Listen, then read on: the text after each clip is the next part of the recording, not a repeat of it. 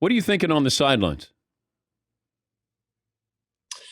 I'm just hoping to get the opportunity more than anything, and then the fact that we did, and then we're able to come through. Um, all of the stuff that goes with that kick at the end of the game. I mean, you just first and foremost you want to make the kick and win the game, and then as we're lining it up, I kind of realize that we have a chance to make history right here. This could be pretty special, but all that stuff going into the kick, all of the feelings, all of the thoughts, all of the emotions. And I've said this. I know we've talked about this before, Dan.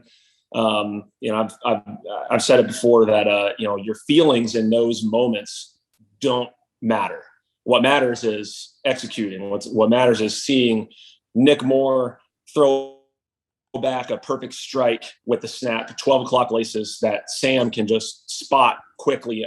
What matters is the other 8 guys, just holding their blocks just long enough to, help, to allow us to get the ball off in the first place.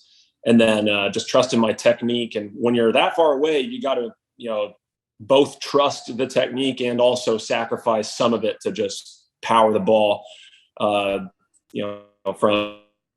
From 66 yards away, you got to put everything you can into it. So, it's thinking about the process, thinking about the action and not the consequence. And then when it's all said and done, then you can let your feelings and your emotions take over and enjoy the moment and celebrate with your teammates and know that what just happened was special. It was amazing to be a part of it.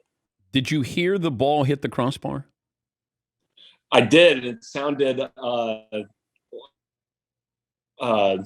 it sounded like what I feel like my stomach was doing. It just dropped inside of dropped inside of me, and I'm thinking that I just didn't have enough to get it there. And sure enough, it bounced the right way. After having a couple doinks in recent memory for myself that didn't go my way, to have that one yesterday afternoon work in our favor is definitely a good feeling. Where's the football? It's upstairs right now. I just came down to get on this Zoom call with you, but it's upstairs right next to my backpack. I was holding on to that thing from the moment we kicked the ball. And one of our I said this yesterday, like in our post game media availability. We've got an awesome group of firemen that work in and around our facilities, and some of them travel with us on game days. But Avon is always down there under the goalposts to retrieve the football, and he didn't even let it hit the ground. Bounced off the crossbar, and I knew the kick was good, not after seeing it hit the crossbar and then kind of fall over, but I saw Avon stick his hand straight in the air and to signal that the kick was good, and then also to catch the ball.